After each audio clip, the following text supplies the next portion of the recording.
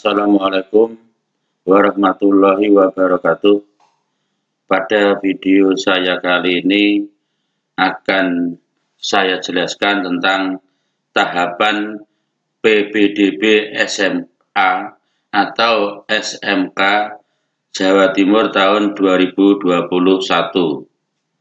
Bahwa PPDB Jawa Timur pada tahun ini dibagi menjadi 5 tahap, yaitu tahap 1, tahap 2, tahap 3, tahap 4, dan tahap 5.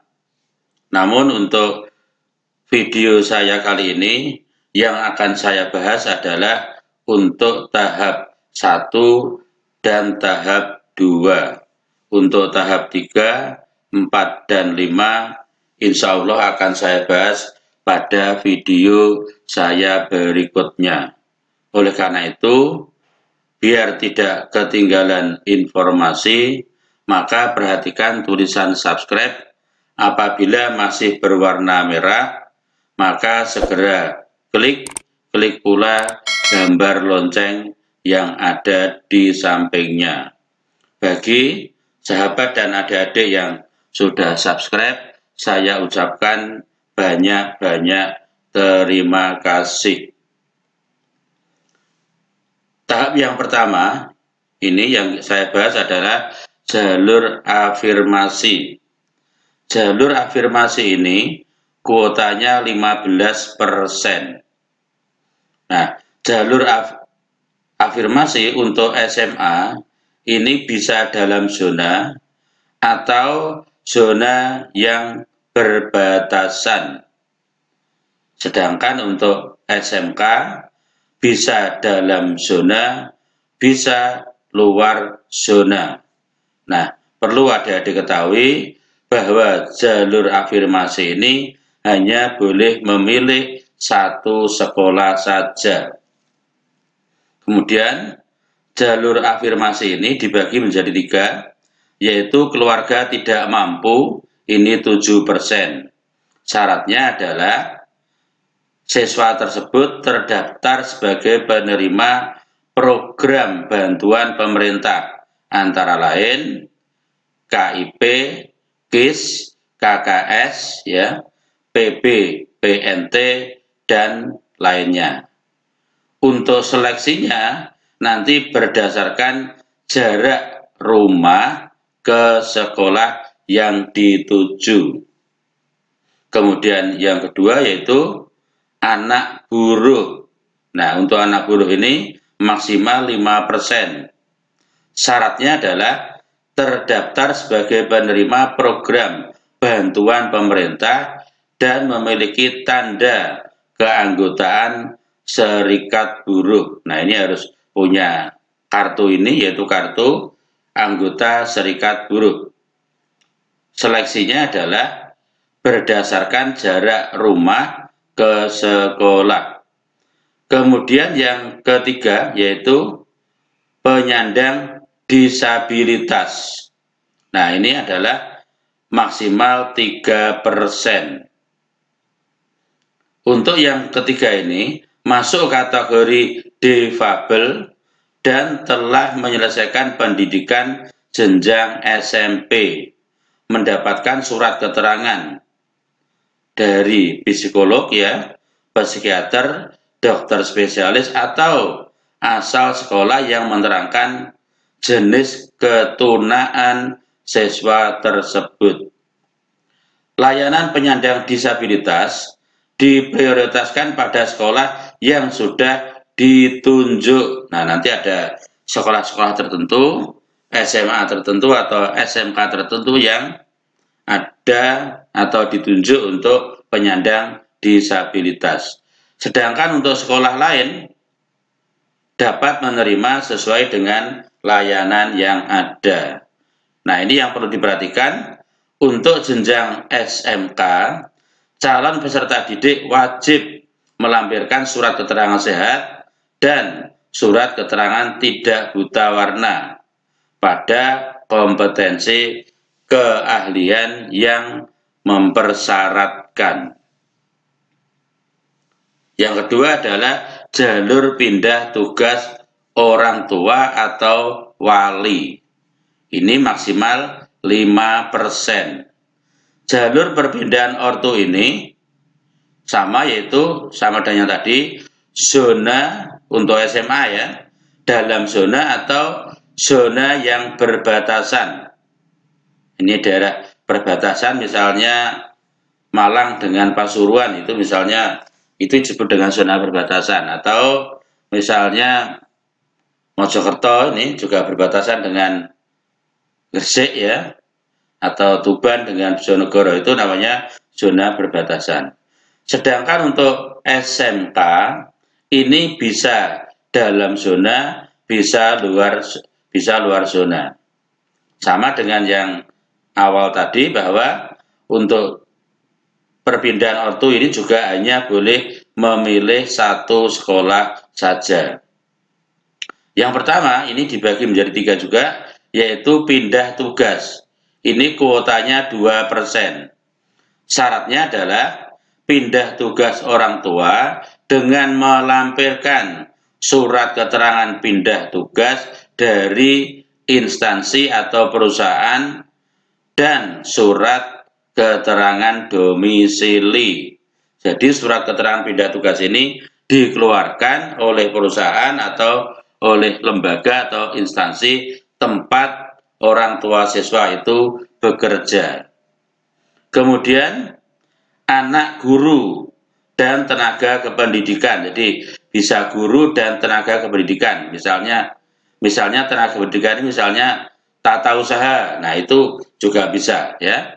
Ini kuotanya adalah 2%. Syaratnya adalah untuk anak guru dan tenaga kependidikan ini bisa PNS atau juga bisa non-PNS. Nah, juga syarat yang berikutnya adalah bisa mendaftar hanya di tempat orang tuanya bertugas. Jadi untuk anak guru maupun tenaga pendidikan ini hanya bisa mendaftar di tempat orang tuanya bertugas, tidak bisa di tempat lain ya. Kemudian melampirkan surat tugas orang tua. Nah, kemudian yang berikutnya adalah untuk seleksi berdasarkan jarak rumah ke sekolah. Kemudian yang berikutnya adalah anak tenaga kesehatan. Ini kuotanya 1%. Syaratnya adalah anak tenaga kesehatan, misalnya dokter, perawat, sopir ambulan, dan tenaga teknis yang terlibat langsung dalam penanganan COVID-19. Nah, ini perlu dicatat ini ya. Jadi tidak semua tenaga kesehatan, tapi khusus yang berkaitan dengan COVID-19 ya, atau corona. Nah, ini di Rumah Sakit Rujukan Provinsi Jawa Timur. Nah, ini pun juga harus pada rumah sakit rujukan di Provinsi Jawa Timur. Jadi tidak boleh sembarang rumah sakit ya. Tidak boleh, harus rumah sakit rujukan. Kemudian yang berikutnya adalah dibuktikan dengan surat keterangan dari direktur rumah sakit tempat dia bekerja ya. Kemudian untuk seleksi berdasarkan jarak rumah ke sekolah. Nah, untuk SMK, calon peserta didik wajib melampirkan surat keterangan sehat dan surat keterangan tidak buta warna pada kompetensi keahlian yang mempersyaratkan. Kemudian yang ketiga yaitu jalur prestasi hasil lomba. Nah, ini kuotanya 5% ya, 5%. Untuk SMA ini boleh dalam zona atau zona yang berbatasan. Nah, ini pilih salah satu nanti ya. Sedangkan untuk SMK boleh dalam zona maupun luar zona. Hanya boleh memilih satu sekolah saja. Yang pertama adalah lomba akademik, ini 2%, lomba akademik ya. Kemudian lomba non-akademik, nah untuk non-akademik ini misalnya yang berkaitan dengan olahraga ya.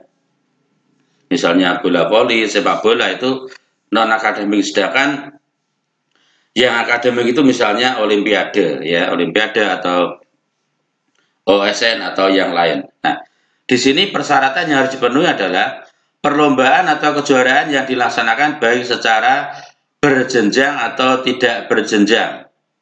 Kemudian diselenggarakan oleh pemerintah atau swasta tingkat kabupaten, kota, ya, atau provinsi, nasional atau internasional. Jadi ini minimal tingkatnya adalah kabupaten atau kota. Jadi nggak boleh misalnya tingkat RT atau tingkat kecamatan, itu nggak boleh ya.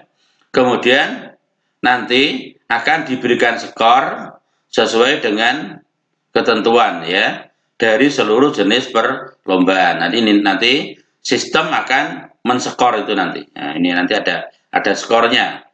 Kemudian yang berikutnya adalah yang keempat, diprioritaskan prestasi kategori perorangan atau individu.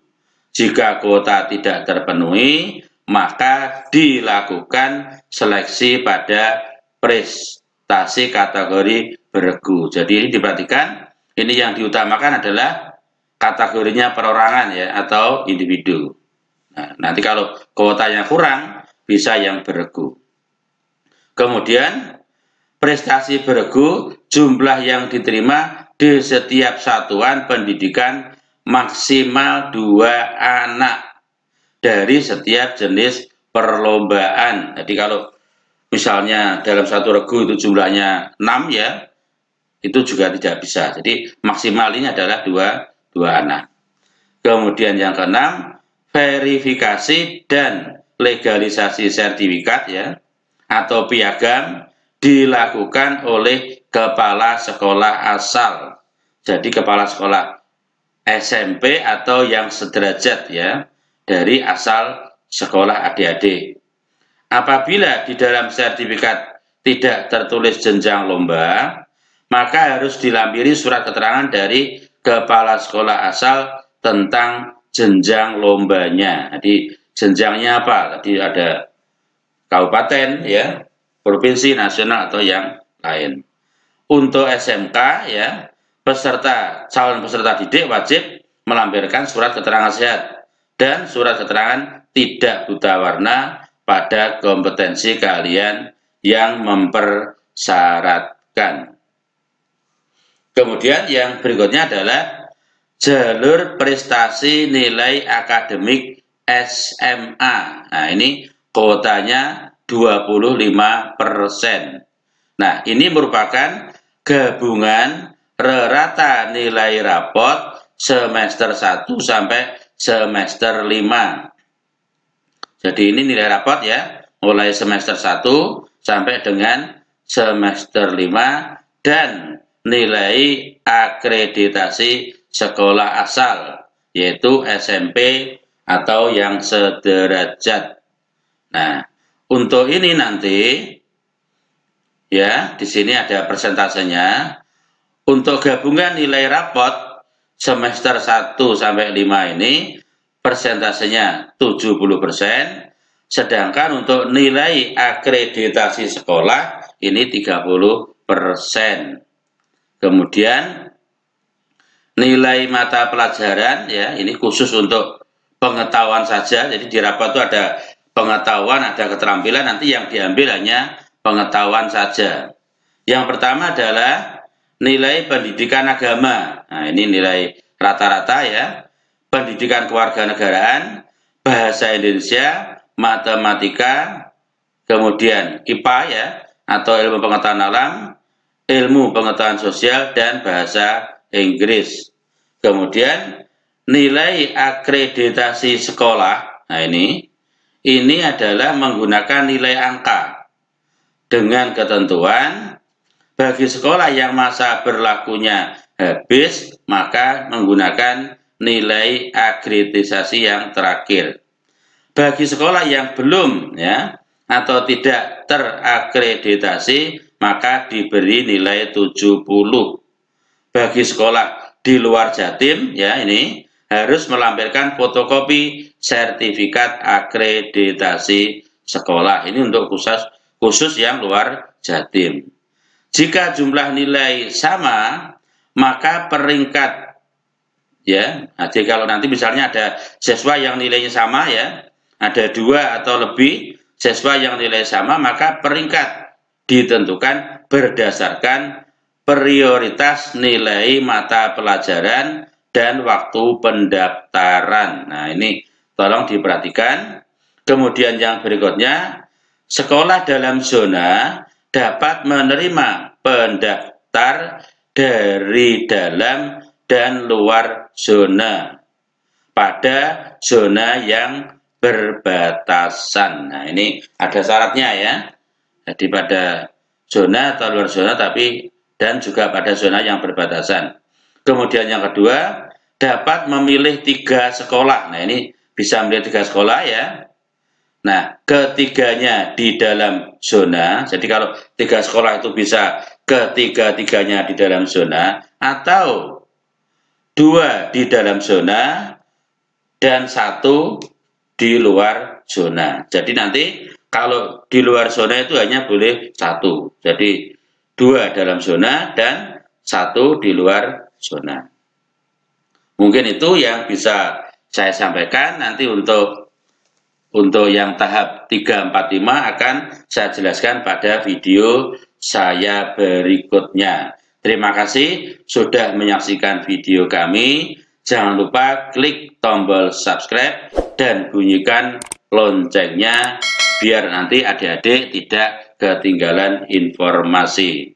Silahkan like, komen, dan share ya. Silahkan videonya dibagikan sehingga nanti bisa memberikan manfaat untuk teman-teman atau sahabat dari adik-adik sekalian. Saya akhiri, wassalamualaikum warahmatullahi wabarakatuh.